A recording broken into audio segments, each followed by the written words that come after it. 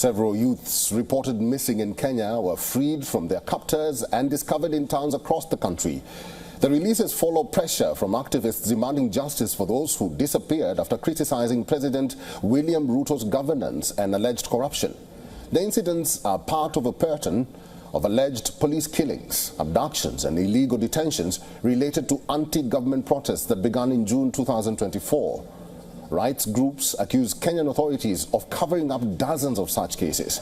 The Kenyan government has promised to investigate, denying involvement. Here's a report.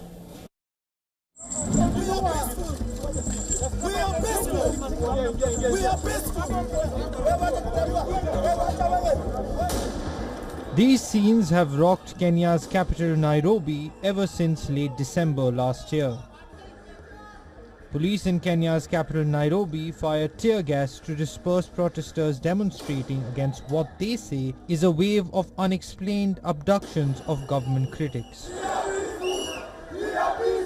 Dozens of Kenyans have been abducted in recent months, according to human rights groups who blame the extrajudicial arrest on Kenya's police and intelligence services. I'm here as a parent. Please, I am begging. I have cried enough. I do not have strength. I feel like dying.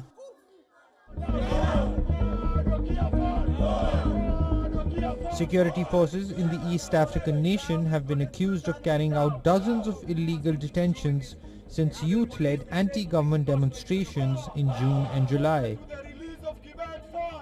The latest disappearances have primarily involved young people who have criticized President William Ruto online, with rights groups dismissing police denials of involvement and calling for action. After the financing protest of June, that is when this started, the crackdown that the government started, when the president went out on national television and said that he's going to go after the people who went to parliament, who invaded parliament. That is when the abductions kicked off. That is when they intensified. We believe it's the directive of the government. This lifestyle of being abducted should have ended in the 90s. And with our current constitution, as young people, we understand our constitution and we have every right in terms of freedom of expression and association and gathering. And amidst the protests, a damning report by Reuters emerged where the agency revealed how Kenya police covered up killings of anti-government protesters.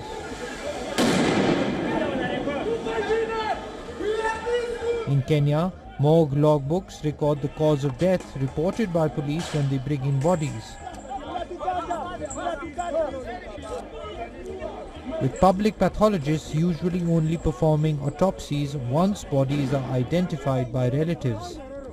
Relatives describe discrepancies between the causes of death recorded by the police in morgue logbooks and the autopsy reports in 3 of the cases.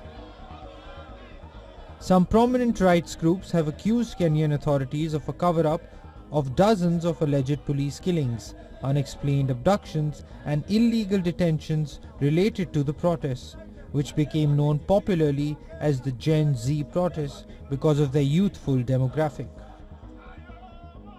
It is required by law that where we are implicated as police, we don't investigate ourselves. It has to be done by an independent oversight authority. They abduct people in a very violent, very threatening or scary way, and then they don't even take them to police stations. So in the first place, those things should not be happening. But because it has happened, we need accountability. Police have denied involvement, but activists have questioned why they appear to not be investigating the disappearances.